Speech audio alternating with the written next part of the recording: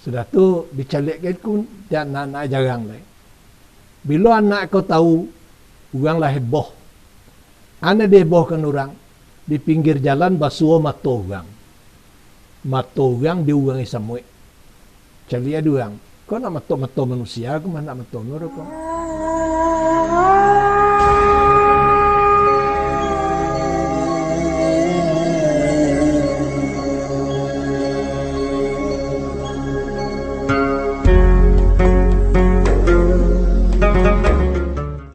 A'udzubillahiminasyaitonirrajim.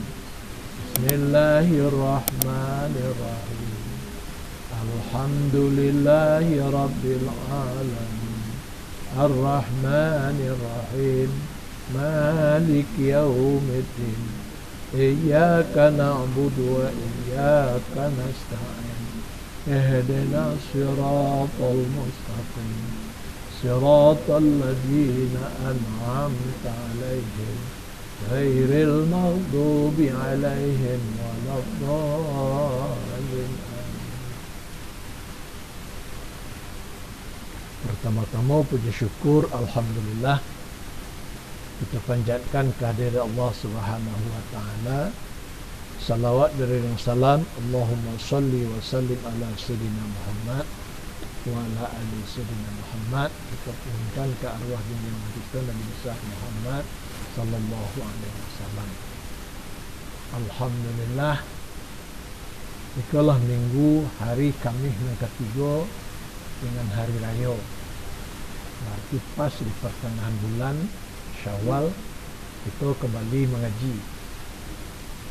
Jadi maka pengajian kita na malam ini kita niatkan di dalam bulan puasa kita mengaji sekali dengan niat yaitu menyambut nuzulul Quran, turunnya Al-Quran. Ini kita niatkan memulai pengajian dengan halal bihalal.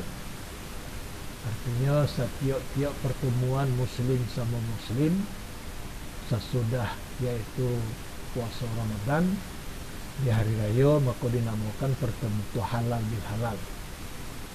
Halal bihalal itu isinya adalah silaturahmi, memaafkan antara satu sama lain.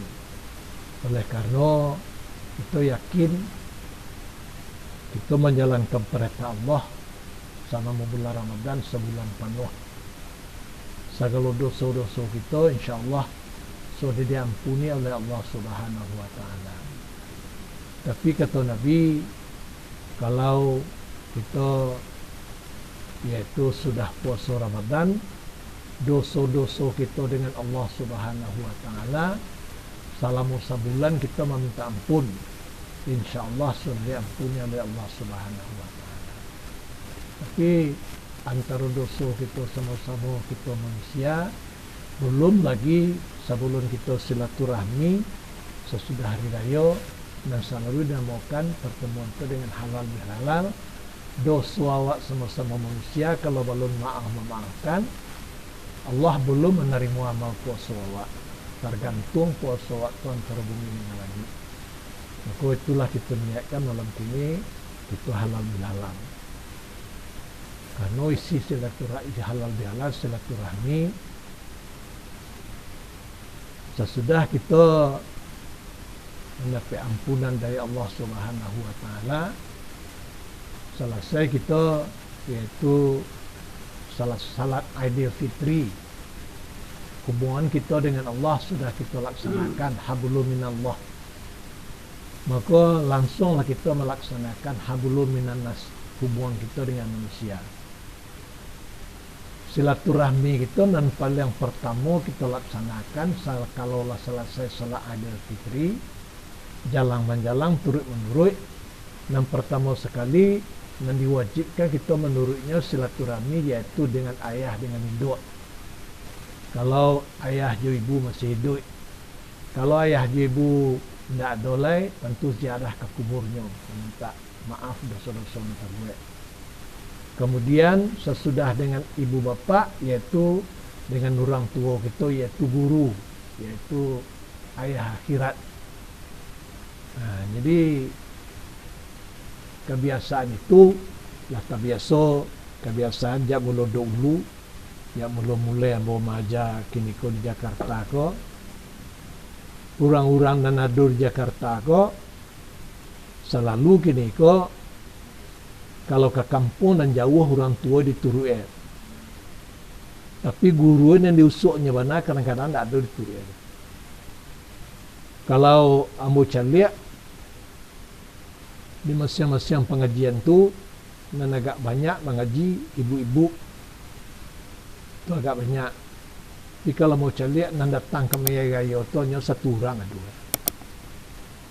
Kalau di awak hanya sebanyak iko, ya nan datang hari raya tu laya ada je seorang.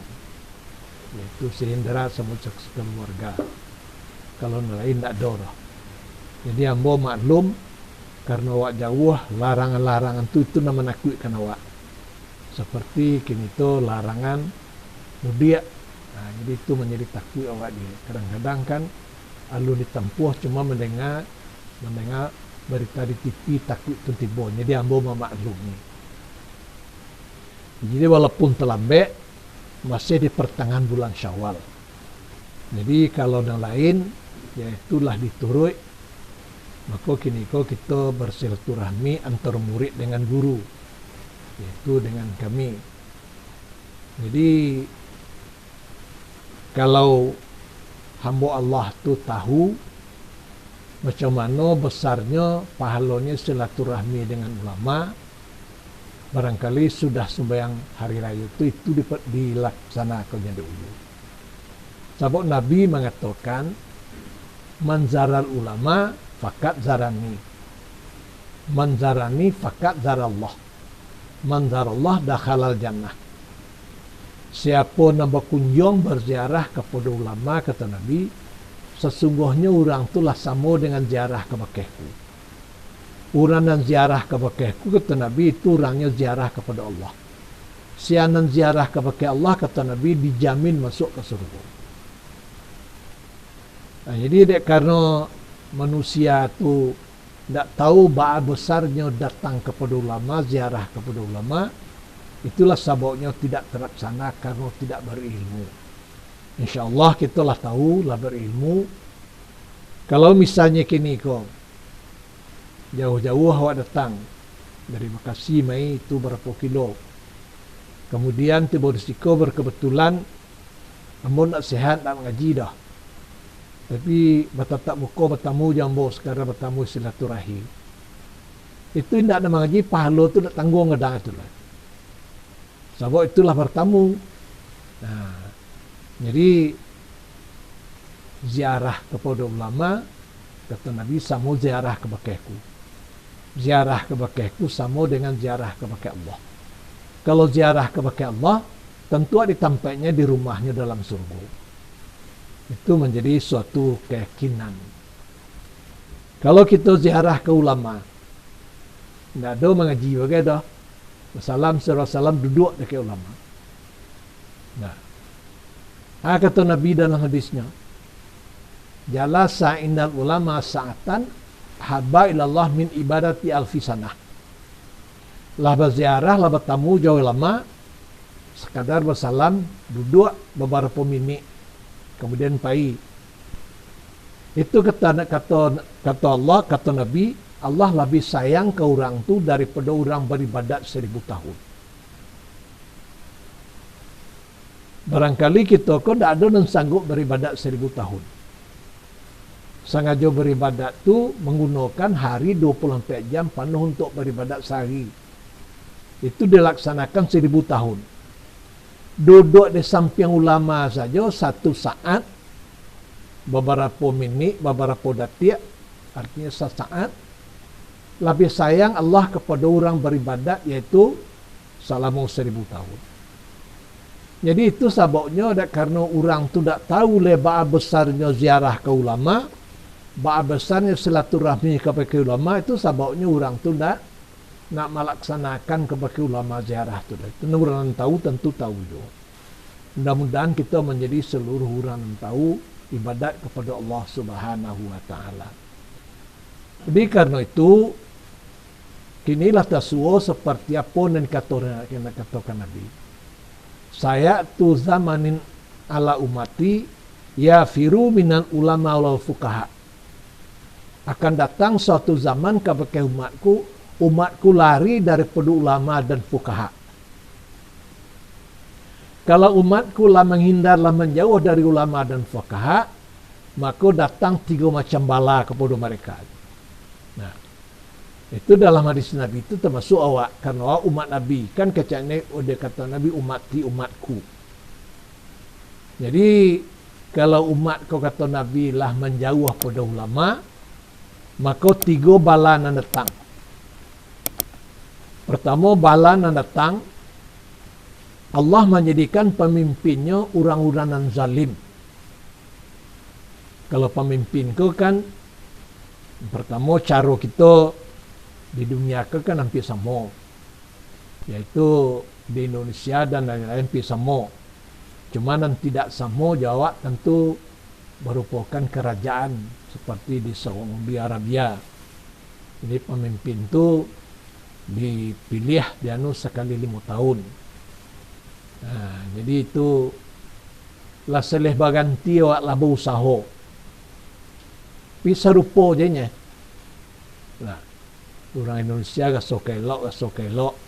Nah, gaso kelok kini tu misalnya kini tu ulama memimpin Indonesia ko dipimpin oleh ulama. Walaupun kini tu ulama tu ada berkekurangan, yaitu nak melihat matonya, tapi ulama. Jadi rasa kelok Indonesia, tapi nan ada bertambah banyak kurang, sehingga orang-orang yang tidak Islam menjadi berkepentingan menjadi maju di Indonesia. Itulah kita rasa kelok pemimpin wanita lunak lambut mengurus Indonesia ko lari cibuan, tapi tidak je dah. Nah, rasa kelok orang yang gadang dan tegas ini tu bentuknya dari Cibo je Indonesia bermacam-macam dari Cibo sampai yang terakhir ko. Tapi para saudara rakyat Indonesia tadi banyaknya kezaliman. Sebab kalau lah zalim di atas sampai ke bawah tetap zalim je ni.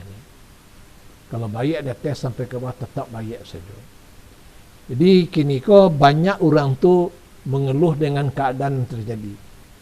Apa? Maka kalau menurut Abo, tak siana disalahin dan salah awak.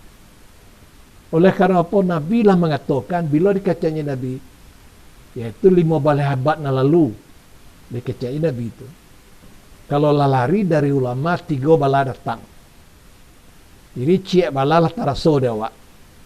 Dijadikan Allah pemimpinnya itu yaitu manusia-manusia yang zalim.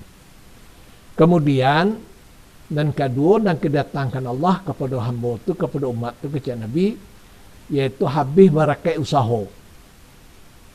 Usaha itu kita berusaha aja tapi tidak ada berkah itu dah. Nah, jadi kini kau kan dirasakan berkat usaha tadi. Tanda usaha nak berkat selalu merasakan berkekurangan. Bila masuk merasa berkecukupan. Nah, jadi Allah mengatakan alhaqumut takasur hatta zurtumul maqabir. Segala yang banyak ada teriak membembangkan kamu sehingga kamu hilang tu bembang hidung lah bakapeh. Masuk ke kubur, bau hilang segala bimbang tadi. Jadilah dirasakan barakat usaha itu dihilangkan oleh Allah Subhanahu wa taala. Nah, contoh, kalau di kampung kecil orang lapeh membajak ke mamangku awak nang kane upek jo. Nah, jadi berusaha awak ada anak dididik. Sudah dididik kini kau bawa ke carwe sampai perguruan tinggi. Lah sampai anak tu ke sarjana. Jadi awak tu kan mengharap kalau anak kau dididik akhirnya kan menjadi orang yang membalas jasa ke awak. Kemudian ditumpalakkan ke anak, dikecilkan ke anak. Nah, dia tahu anak kini kok, dididik anak lah sampai takah tu. Itu banyak biaya tu bantun, lata jual itu kecil dia.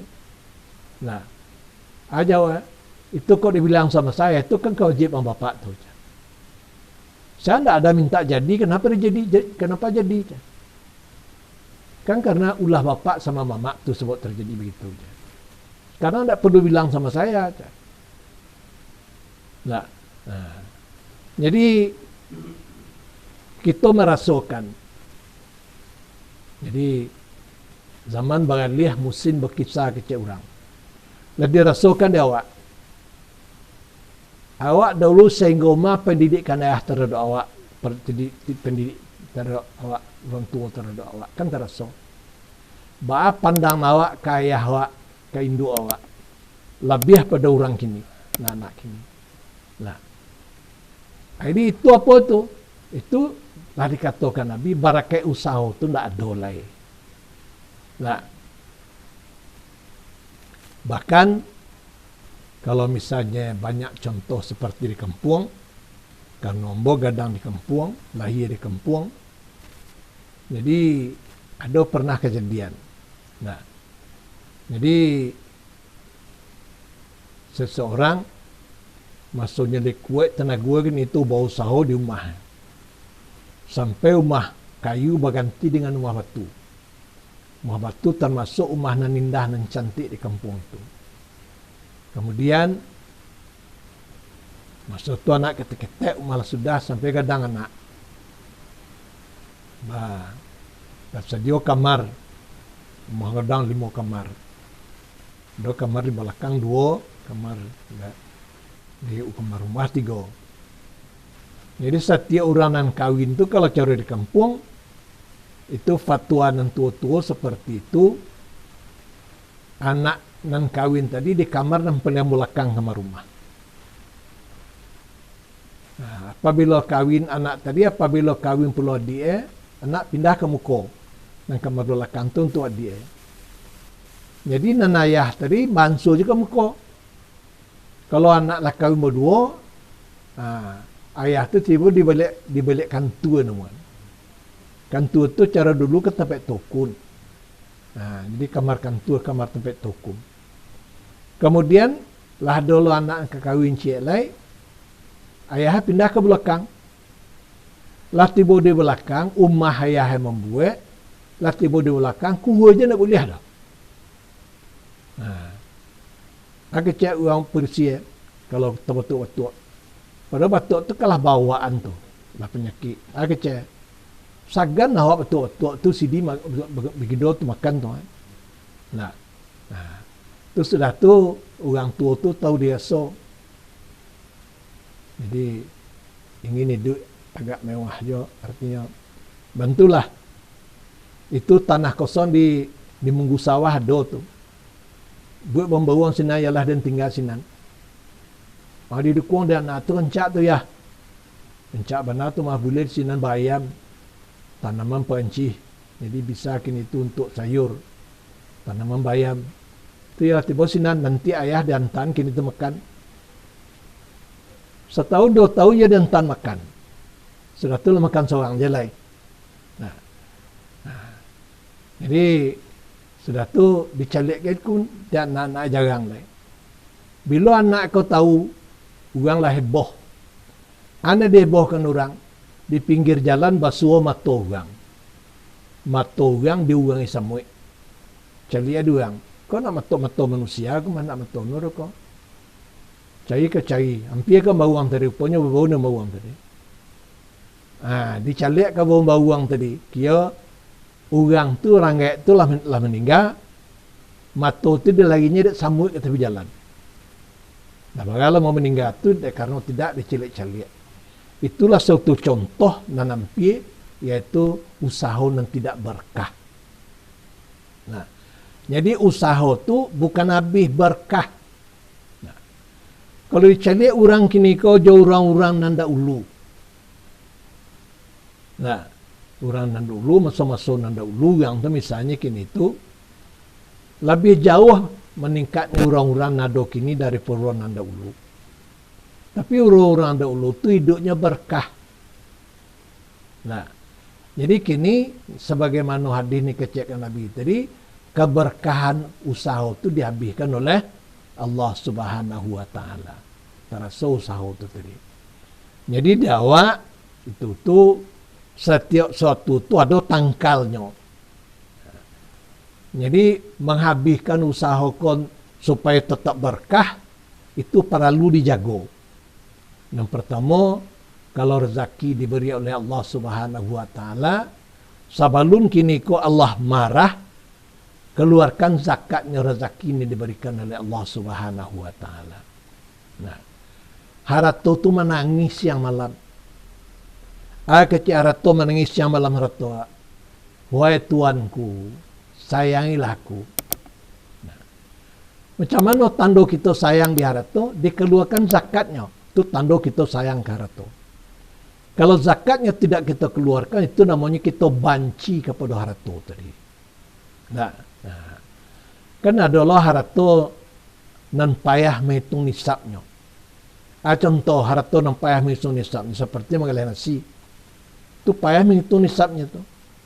Kalau orang mengalih lain seperti mengalih pakaian, apalagi mengalih meh, itu kan gampang menghitung nisabnya. Dari mulai kini itu membuka kedai itu lah cukup setahun, menghitung tadi sangat murah, berapa itu tersimpan, barat tinggal dalam galeh. Nah, tapi kalau misalnya kedai nasi, payah menghitung itu pun yang hitung. Ya, modalnya sedang itu, ya, berada di bawah lanjau pagi, sedang itu, dia. Menghitung macam mana? Menghitung itu pitih malakek bara. Dalam setahun berapa pitih malakek? Misalnya tabalian kami, tabalian gini misalnya untuk Honda dan segala macam. Cuma kalau untuk makan tu tidak dikira dah. Kalau untuk misalnya biaya anak-anak sekolahnya sangatnya tidak dikira. Cuma nam pitih malakek, nak kecekkan pitih malakek tadi nam bisa dijual balik tu pitih malakek. Kalau ada terkumpul pitih tadi, sebab kebanyakan orang mengalih nasi, kan pitih malakek tu bisa bukan tersimpan, bisa disimpan cuma di julo-julo.